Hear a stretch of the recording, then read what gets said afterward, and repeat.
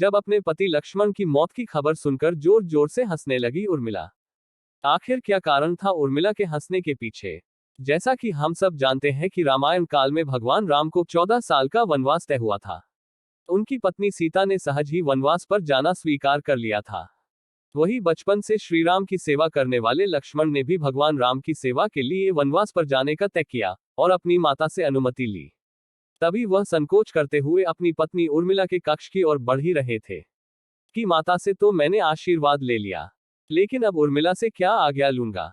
मैं कैसे उसे समझाऊंगा? उससे क्या कहूंगा? तभी वो उर्मिला के कक्ष में पहुंचे। वहां उन्होंने देखा कि उर्मिला आरती की थाल लिए खड़ी है। उर्मिला लक्ष्मण जी से कहती है कि आप मेरी चिंता मत कीजिए, आप अपने भ्राता की सेवा करिए, क्योंकि सबसे बड़ा धर्म है कि आपकी सेवा में कोई बाधा ना आए। इसलिए मैं आपके साथ जाने की जिद नहीं करूंगी। यह सुनकर लक्ष्मण जी प्रसन्न हुए, कहा कि तुमने तो मेरा सारा संकोच ही दूर कर दिया। इसी के साथ उर्मिला ने एक दीपक जलाया और कहा कि मेरे नाथ के सांसों को कभी बुझने मत देना। इसके बाद भगवान राम, माता सीता सहित लक्ष्मण जी 14 साल के लिए वन में वास करने चले गए। उनके पीछे उर्मिला एक तपस्वी की भांति अपना जीवन व्यतीत करने लगी। बता दें कि उर्मिला भी 14 वर्षों के लिए नींद में चली गई थी। दरअसल इसके पीछे का कारण है कि लक्ष्मण हर समय भगवान राम और माता सीता की सेवा में लगे रहते। इसलिए उन्होंने नींद की देवी से वरदान मांगा कि उन्हें 14 वर्षों तक नींद न आए, ताकि वो चाहे सुबह हो या रात हर समय अपने भ्राता की सेवा कर सके। नींद की देवी उन्हें यह वरदान देने के लिए तैयार हो गई, लेकिन उन्होंने कहा कि आपके बदले आपके किसी करीबी को सोना होगा, और यह काम संभाला उनकी पत्नी उर्मिला ने। कहते हैं कि जब लक्ष्मण और मेघनाथ के बीच युद्ध हुआ था, तब उस समय लक्ष्मण जी मूर्छित हो गए थे।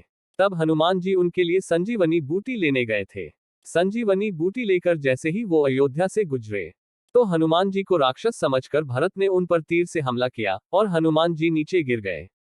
हनुमान जी ने भरत जी को सारी बात बताई कि किस तरह रावण के पुत्र मेघनाद ने लक्ष्मण जी पर हमला कर दिया है, इसलिए वह उनके लिए संजीवनी बूटी लेकर जा रहे हैं। वही आपको बता दे कि जैसे ही लक्ष्मण जी मूर्छित हुए, वैसे ही उर्मिला जी भी अपनी नींद से उठ खड़ी हुई थी। जहां भगवान राम जी की माता कौशल्या ने यह सब सुना, तो उन्होंने कहा कि राम से कहना कि लक्ष्मण के बिना वो भी अयोध्या में पैर ना रखें। वहीं दूसरी ओर माता सुमित्रा ने कहा कि भगवान राम से कहना कि अभी भी मेरा दूसरा पुत्र शत्रुघ्न मेरे पास है, अगर जरूरत पड़ी तो मैं उन्हें भी भेज दूंगी। मैंने दोनों बेटे भगवान राम जी की सेवा के लिए ही तो जन्मे हैं। माताओं का ऐसा प्रेम देख हनुमान जी की आंखों से भी आंसू आ गए। वहीं जब हनुमान जी ने उर्मिला को देखा, वो चुपचाप खड़ी थी। जब हनुमान जी ने उनसे पूछा कि क्या उन्हें अपने पति की चिंता नहीं हो रही, तब उन्होंने कहा कि हे हनुमान जी, मैं भला क्यों चिंता करूं? मेरा दीपक अभी भी संकट में नहीं है, तो मेरे स्वामी कैसे संकट में हो सकते हैं? और वो हंसते दो वहां से चली गई। जब हनुमान जी संजीवनी बूटी लेकर वापस लंका गए थे, तो संजीवनी बूटी से वह एकदम ठीक हो गए थे। तो वहीं उर्मिला जी भी अपने भवन में जाकर सो गई थी। रावण को हराने के बाद जब भगवान राम, सीता माता समेत अयोध्या वापस आए, तो उन्होंने कई वर्षों तक अयोध्या में राज किया। तभी एक समय उपरांत अयोध्या में काल के देवता भगवान श्री राम से मिलने आए।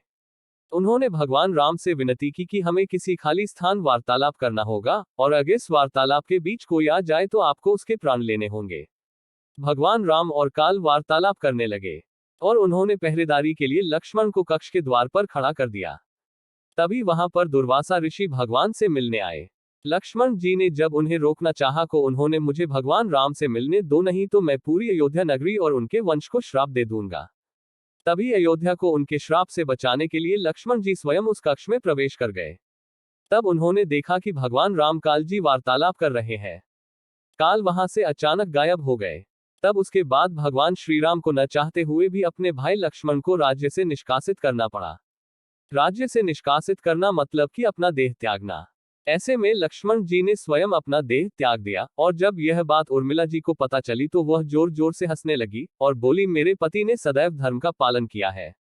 अपने ज्येष्ठ भ्राता भगवान श्री राम का हमेशा ही उन्होंने पूज्य किया, उनकी और माता सीता की पूजा की, और आज अयोध्यावासियों और हमारे वंश को श्राप से बचाने के लिए उन्होंने अपने ऊपर एक सबसे बड़ा दोष ग्रहण किया और अपना देह त्याग दिया।